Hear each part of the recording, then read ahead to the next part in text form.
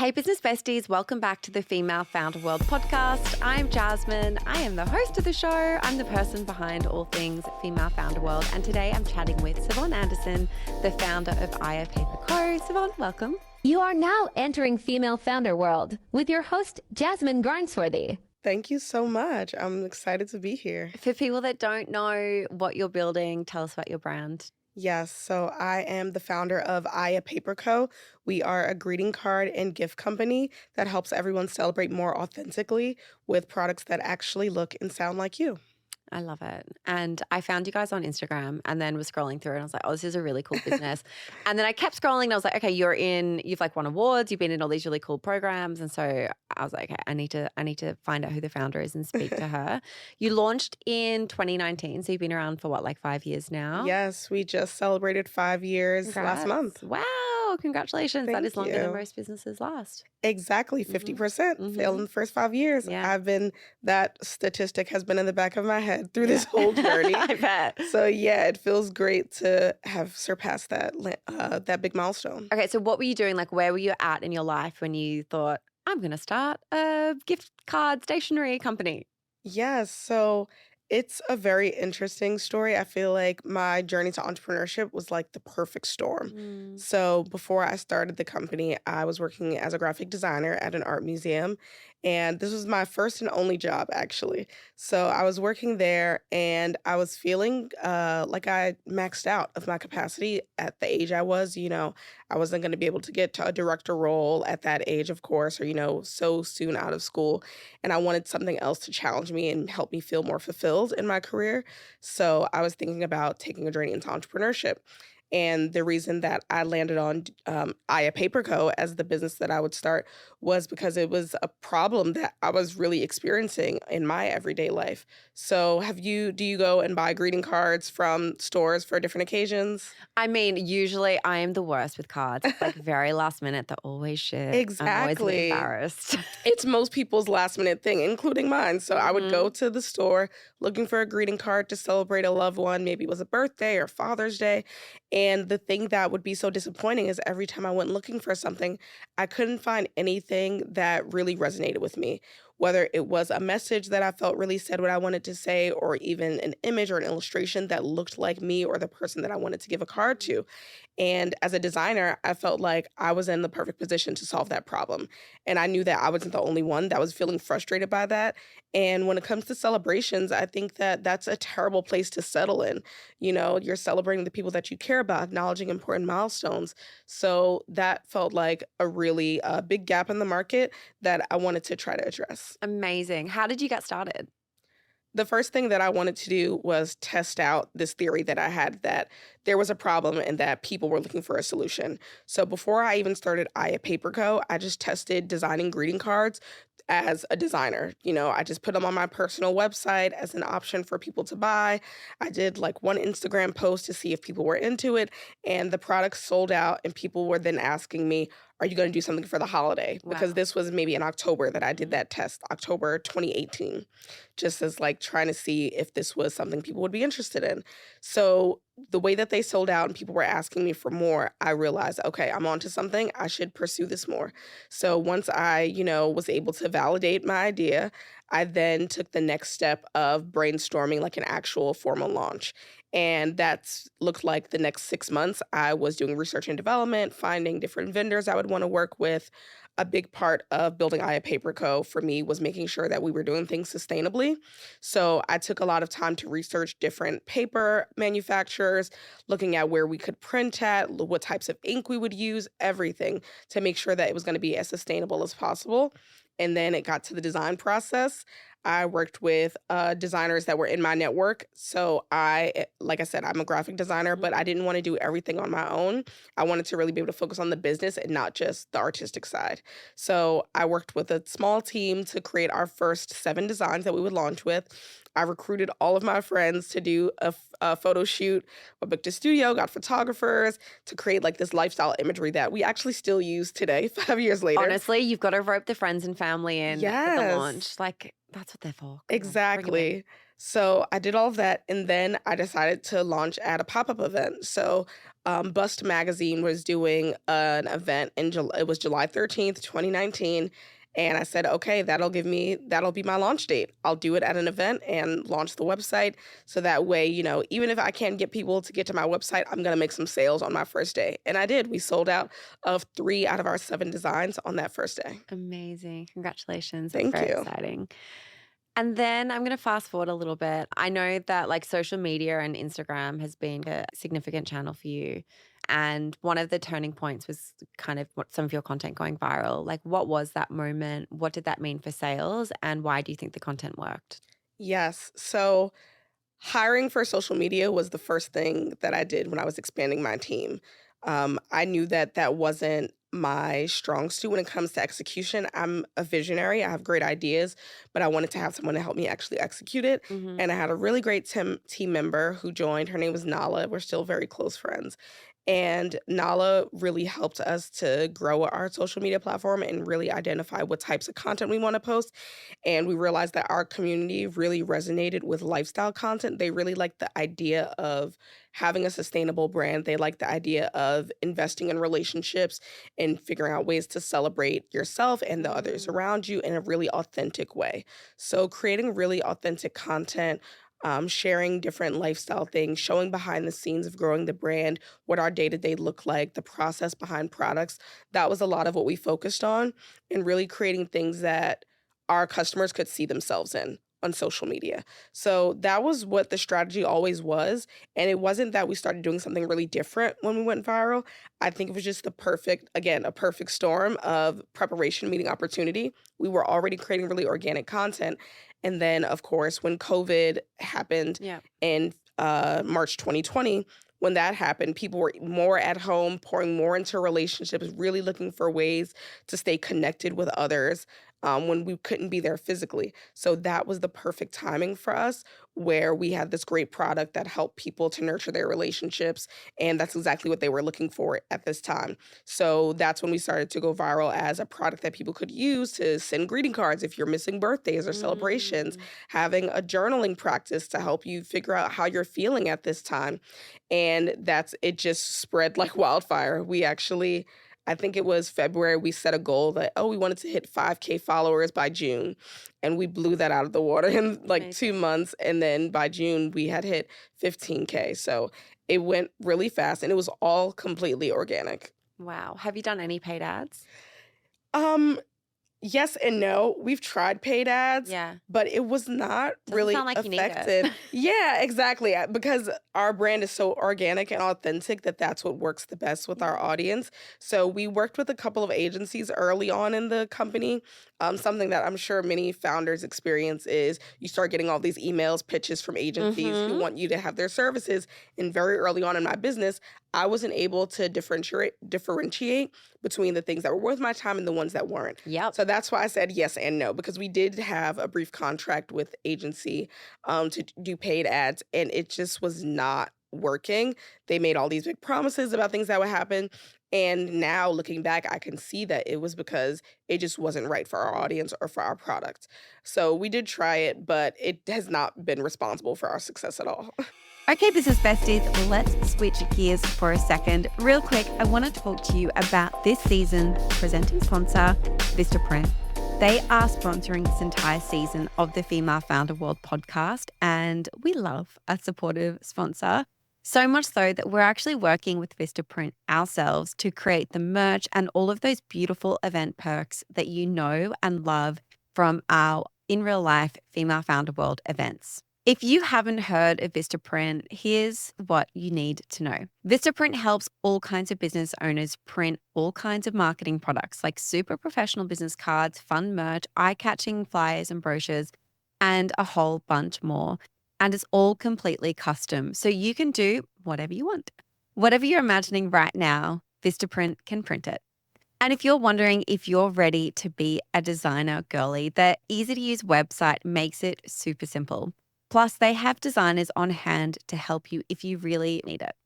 Right now, Vistaprint is giving all Female Founder World podcast listeners a little something, 25% off your first order at Vistaprint.com.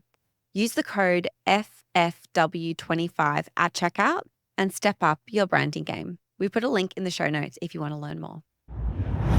Have you worked with agencies since? I find this to be like such a, I don't know, like such an interesting conversation I have in the group chat and Female Founder Vault all the time, and like in my personal messages with founders as well. It's like that decision to bring an agency on for anything, PR, like any influence, like whatever.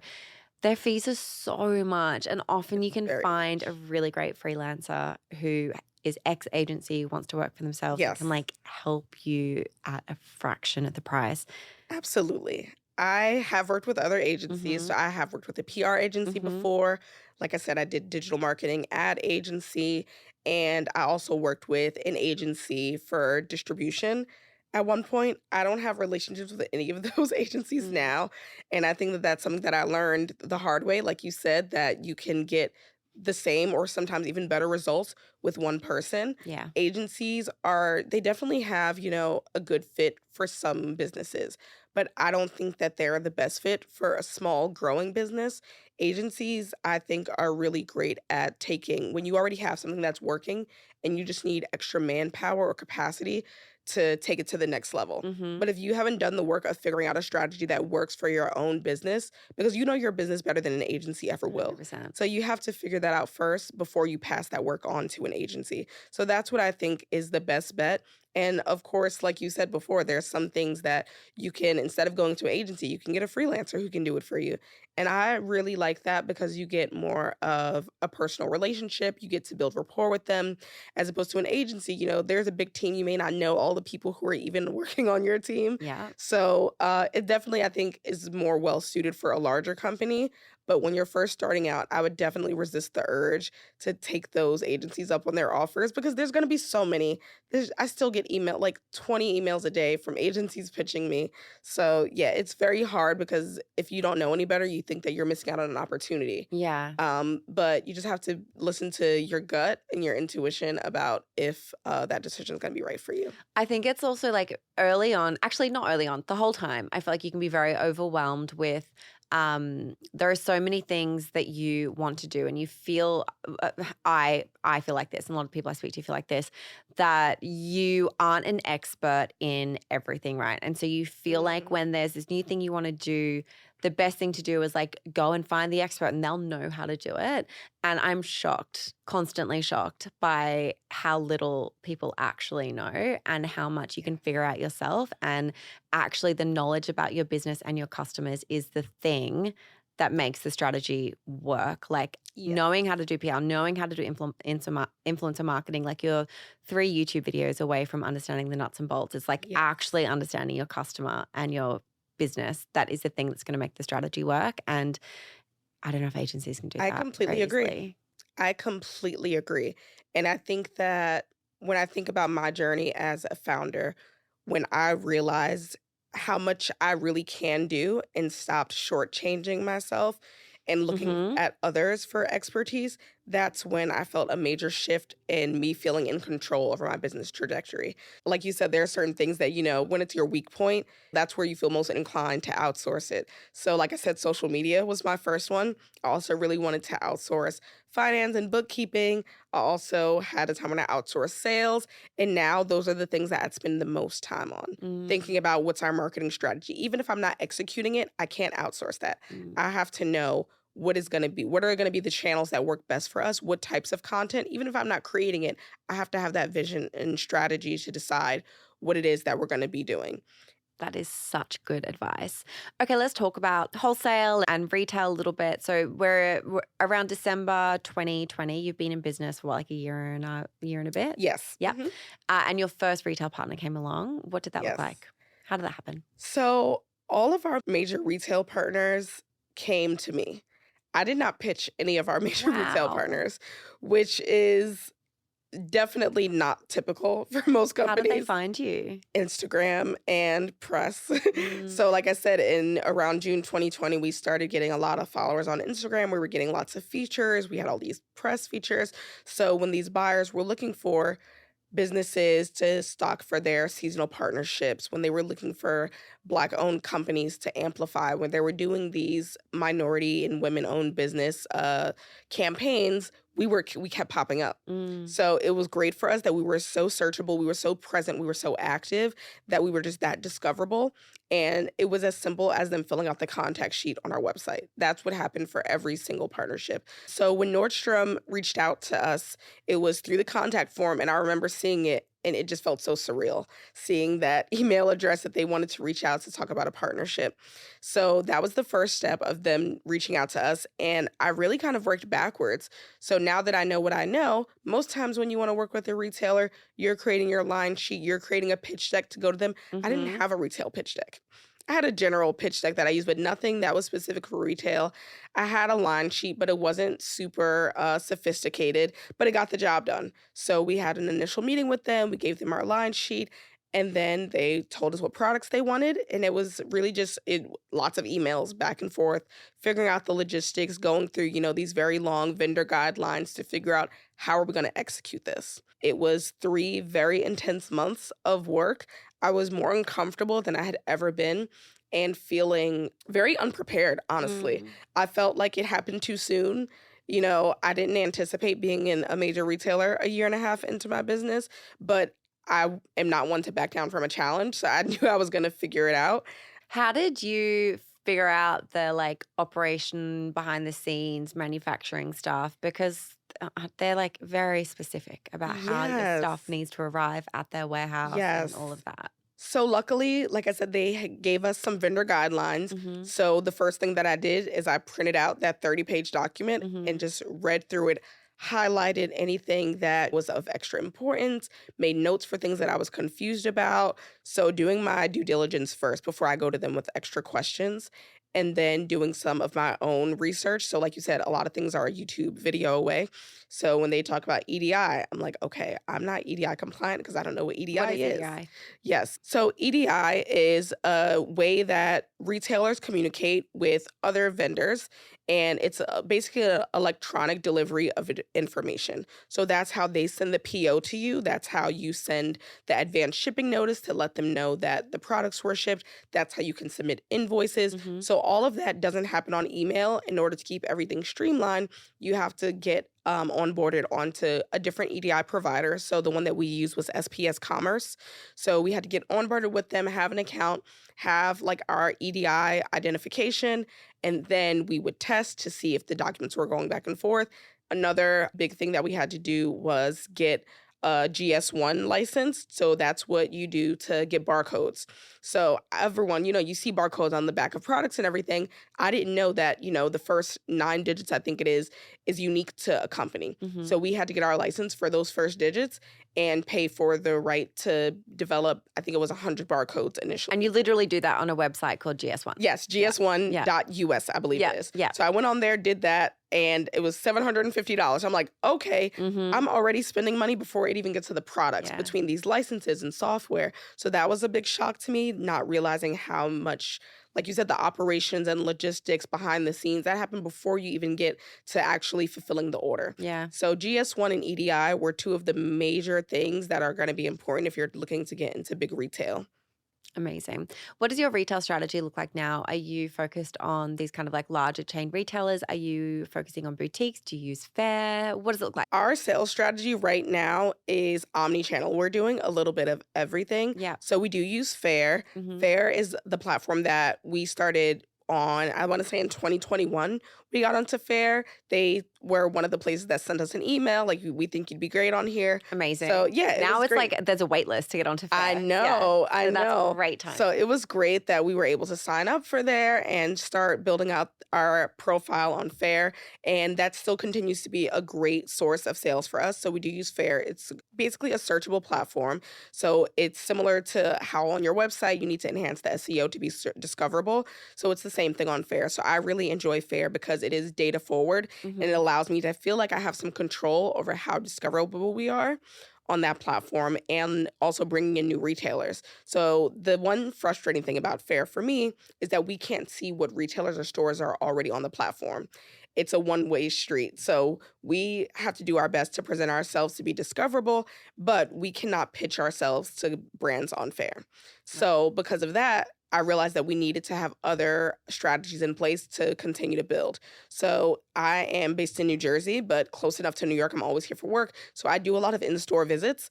I Google and I find different stores that I think would be a good fit for the brand. I put some samples in my car and I go drive around to stores. So I'm still doing, door knocking basically to go in stores to pitch the product, because we do have a product that is an impulse buy for customers. It's also important for buyers to see it because it could be impulsive, Yeah. especially when we're thinking about going beyond just, gift shops and boutiques. So that is part of our strategies, going in places where people are already buying greeting cards. But we also have been going into other types of stores like floral shops and bakeries where they may not think about greeting cards, but we offer that as a way for them to increase their own revenue. So Clever. yes, you're a bakery. People are coming to get cupcakes or birthday cakes. It's very easy for them to also get a card on top of that purchase. And that's been a really exciting way of figuring out new places that we can go into. We're I also love a creative sales strategy like that. Thank you. Thinking outside the box, really smart. But yeah, it's really important to think outside the box though, because we can't limit ourselves to just where people are already expecting the product. My approach to business is very different than most stationery companies, where they are exclusively focusing on the gift shops or on the drugstores where people are already going into getting cards. Because I know my customers' concerns and their pain points, which is they want to be intentional. They want to come off as being authentic. They want their gifts to feel one of a kind and special. That means that if they're in a place where they're getting something that goes the extra mile, like a cupcake for a friend, then they would appreciate also being able to get a card. Yeah.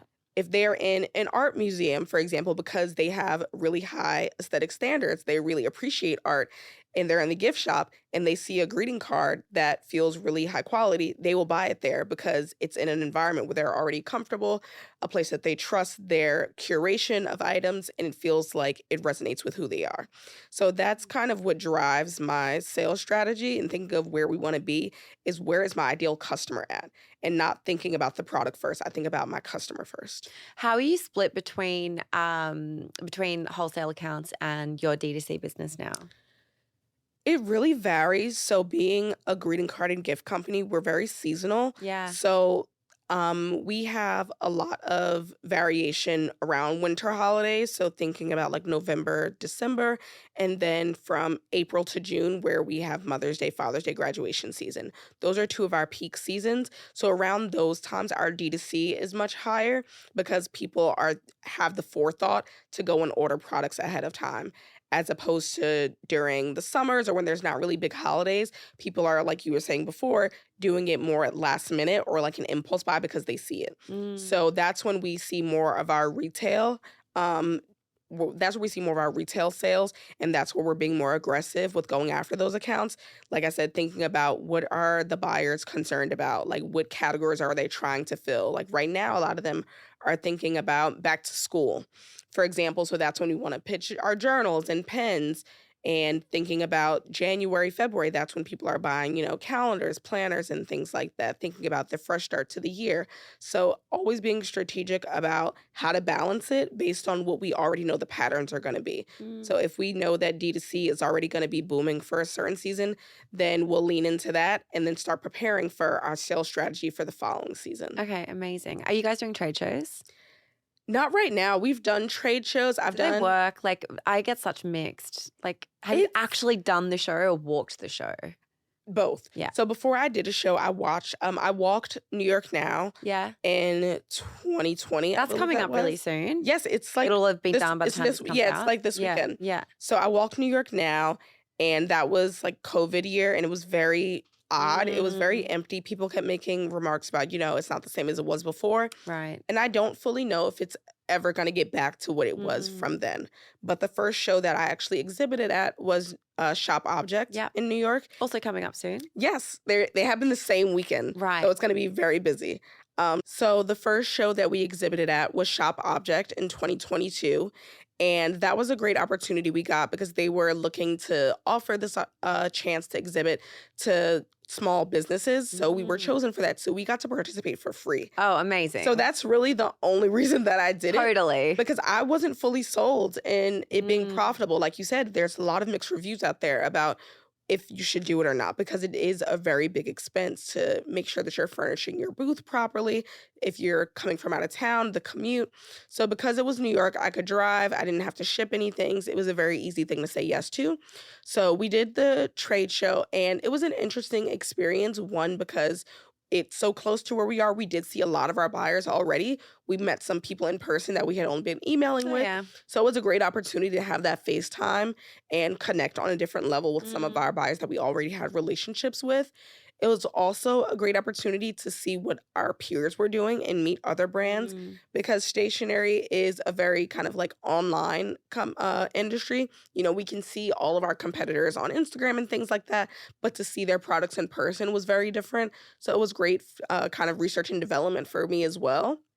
But in terms of sales, it was not the best. Mm. Honestly, it confirmed for me that trade shows are about the long game. It's not about immediate sales.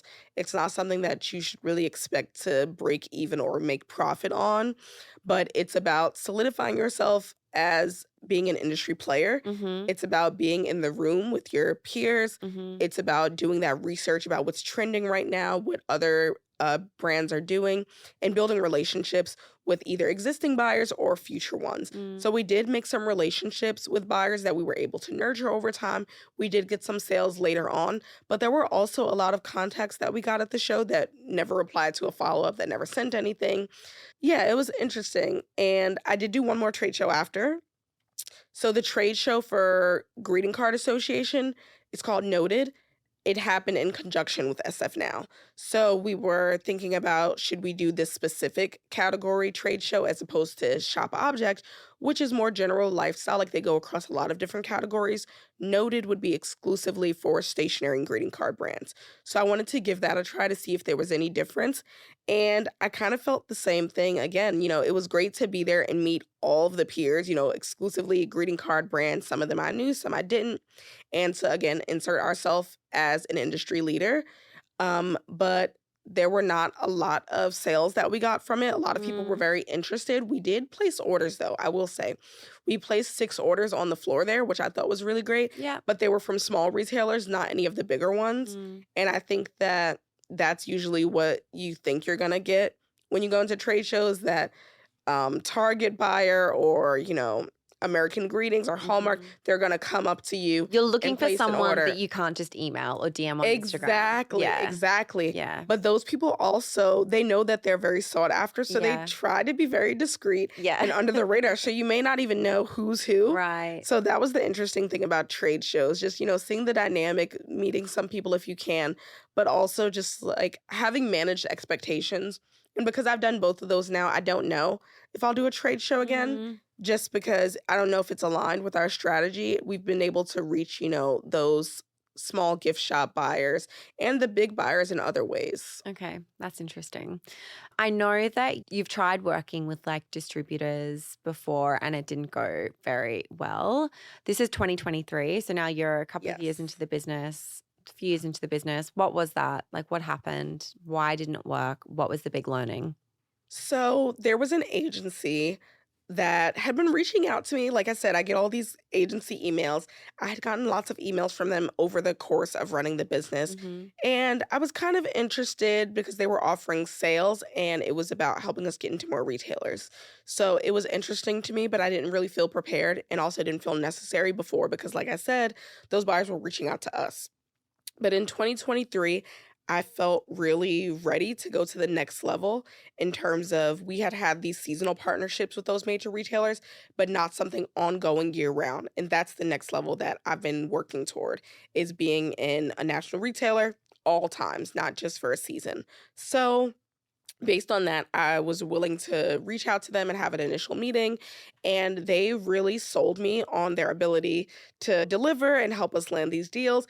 And I was very direct with them. I told them I want to be in Target. That's Mhm. like, you know, my dream retailer. I think that, well, I know that that's where our customers want us to be. Mhm. So the distributors knew that.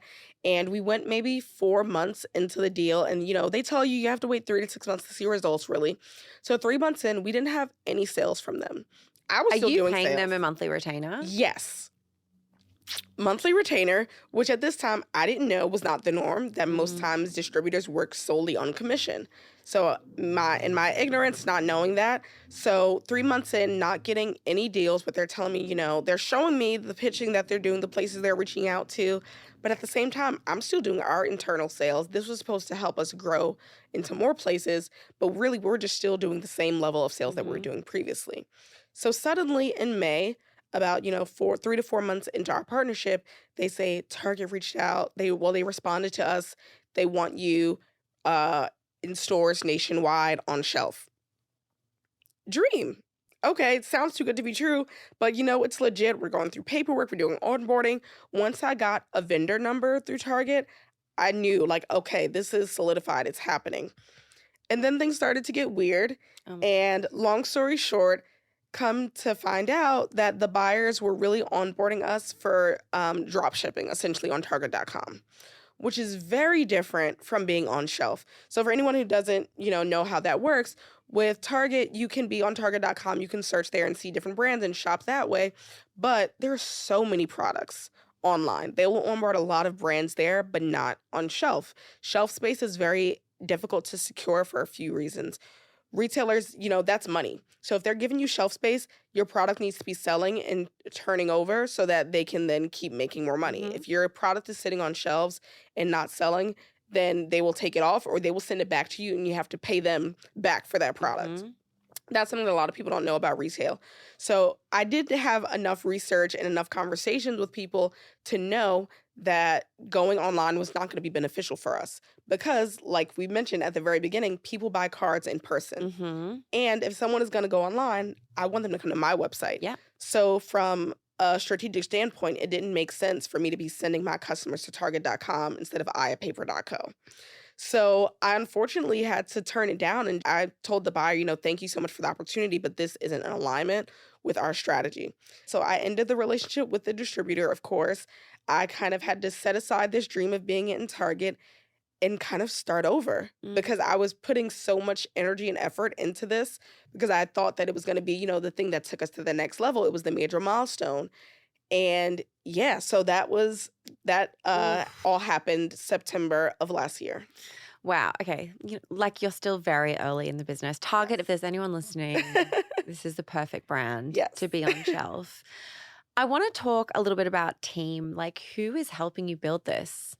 Yes, my team shifts around a lot. One of the things that I've learned from my business advisor very early on is try to stay lean as much as possible. Do you have freelancers and contractors? Yes. Yeah. Freelancers and contractors. All of us have freelancers and contractors. Yes. Very few of us actually have many full-time employees. So I've had a full-time employee at one point, but it didn't work out. It just wasn't, I think it was too soon. It felt like a great decision at the time. And this was because, this was someone who was a contractor with me for a long time, was growing with the brand, doing a lot of great work. And I wanted to show them that I valued them. And that was, a full-time offer to give them that kind of security. But it ended up not being, a great fit. So I went back to a freelancing contractor. And it was, I have no regrets about it because it showed me, how much work it takes to actually have a full-time team. Management is a full-time job. So the largest team I've ever had at any given time that I was working with, on a weekly basis was 4. I had 3 part-time and then the 1 full-time employee. And it was probably the least I enjoyed working on my business at that time because I was being a manager. Yeah. I wasn't able to work in the business very much. I wasn't able to do the things that I wanted to because I was just delegating, overseeing, and that wasn't fun. So right now what the team dynamic looks like, I have an executive assistant and I have a marketing assistant and I have my freelance designers. And then as needed, I outsource our photography and videography. I use a platform called Suna, which is great. So I've learned to be a lot more lean and outsource things and also learning about technology that can replace a lot of these things. So the team, like I said, is my executive assistant who was so helpful. She actually helps me with processing orders, doing all of our fulfillment, which we still do in-house. I do not want to outsource that as well. And the marketing assistant who does all of our emails and blogs and SEO. And I manage a lot of our work. So the finances, looking at forecasting, all of our bookkeeping. Do you use like Xero, QuickBooks? What do you QuickBooks. use? I use QuickBooks. I use QuickBooks too. Yes. I also do our website. So if you go on our website, that's all me. Shopify? Doing Shopify, of course. Yes. Yeah. Shopify everything. So what are the other parts of the work that we have a team? Oh, the design team. So I have a great team of designers who are mostly artists. It's a good mix of people who would consider themselves artists and those who are graphic designers, illustrators. So I like to have people on the design team who are multidisciplinary so that, if we need something that's text-based, they can do it. If we need someone to do layout for like a calendar or a journal, they can do it. So that also helps with having people who have lots of different disciplines. How do you manage all of these different people? Like, this is something I'm trying to figure out, and also something that I speak to other folks about a lot, where I feel like a lot of businesses at this stage are working with contractors, freelancers, part-timers, and it's a totally different way of being a founder than someone who maybe raised heaps of VC money and just like hired a bunch of people and like has this like full-time team that goes into an office every day. I really like it personally as like a lifestyle. But how do you like collaborate with all these people? Are there tools that you use or a process? Do you have weekly meetings? Like, what does that look like? So it varies again from season to season. So when we're getting ready for our busiest season with like holidays, we have big team meeting planning out for, the months ahead. So we probably have 3 big team meetings a year where we're thinking about big picture strategy, what things we need to work on together. And you bring in like everyone who's like in your ecosystem. Yes, anyone who's a stakeholder and helping it be executed, getting to the finish line, they're in that big picture meeting. And I'm very big on documentation. So I always prepare agendas before any meeting. I always have someone taking notes, whether it's me or someone else.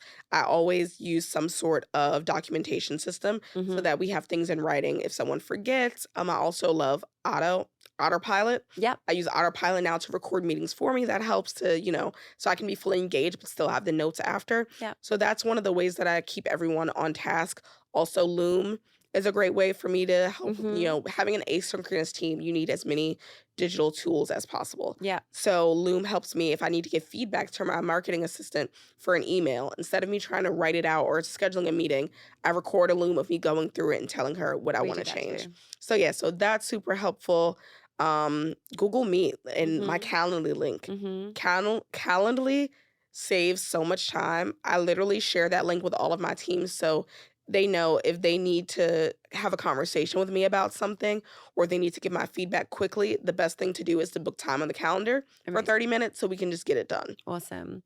Very cool. And we're going to go through some more recommendations in part 2 of the show. But the last thing I wanted to ask you about, you have won like quite a few pitch competitions. You were selected as a Tory Burch Foundation fellow recently, right? Yes. Like a few weeks ago. Yes. Congratulations. Thank you. What do you think, like from going through these competitions, what have you learned about how to sell yourself and sell your vision and win these things? Because like a lot of us are applying for this stuff and we're not getting through. Yes. And so I'll go back a little bit. Yeah. So we were just talking about September when I had that, disappointing situation last happen. year, right? Yes, last year. So after September 2023, I was trying to figure out what do I do to reignite my passion because I was feeling really disappointed and not really knowing what was going to come next. And I needed something exciting. Yeah. So pitch competitions were something that I knew about, but I never really felt like it was for me because introvert, not really being comfortable with speaking out, not really wanting to be the face of the brand. So I always denied those types of opportunities. But at this moment, it just felt like maybe this is what I need to, even if I don't necessarily feel really great about the business right now, talking about it and having to pitch it to someone else is going to make me feel that confidence. So it was kind of like fake it till you make it. That's why I started the first pitch competition that I did. So I did that first one and I was super nervous because I had never done it before, but I'm very comfortable with public speaking in general. So I did it and I won first place and that was so exciting. And I think that gave me the push like, okay, I should try this more. That felt really good. It felt really good to get up on a stage and talk about the journey of my business, to talk about both the highs and the lows and talk about my plans for how I'm going to continue to grow the business. Being able to explain in a really concise and compelling way the journey of Aya Paper Co. and my vision for where it's going to go and the impact that we're going to have, that felt really powerful. And I could see how building that skill set and continuing to do more pitches would help me with talking to investors, Mm-hmm. help me with talking to customers, help me with talking to our buyers. Like, it's just, like you said, knowing how to talk about your business and how to really sell it to people and get them invested and excited about it is a skill set that I hadn't exercised before. I also think it's But one of the most important jobs as a business owner and founder. Like, you absolutely. are the only person that can do this. The only person that can do it. And once I realized, like, wow, I've been kind of missing out on this Yeah. for a long time. And then when I was able to win the first time, I was like, oh, I'm pretty good at it naturally. So I should do more I'm of great this. at this. Yeah. So I continue to do it. I did 3 more in the past year, and I've won an award for each and every one of them. Wow. So yeah, it's been great. And you talked about Tory Burch Fellowship. I feel like that pitch competition experience helped me to land that fellowship as well, Mm. because I had to write a great application about what I'm going to get out of this fellowship, why I should be chosen, what I can contribute to it. I had to do interviews to explain why, I would be a great person for it. So I think that it all kind of built up on each other. And when I think more about the future of Aya Paper Co., I know that being able to talk about this journey and getting people excited, and that storytelling, it's really all about storytelling Yeah. and telling a story that people want to be a part of.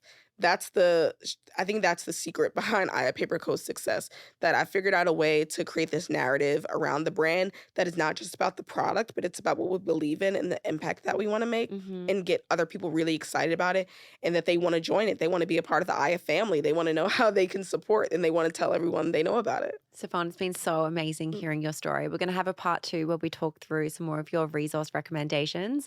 That's going to drop later this week. But thank you so much for coming on, and congratulations about everything that you have built. Thank you. I just wanted to jump in and end the show with a quick thank you and shout out to all of our paid Business Besties subscribers. For $9 a month, Business Besties bypass literally years of networking by getting access to all of the people that you need to build your dream business. Besties get access to exclusive in-person meetups in cities all across the US, Australia, and the UK.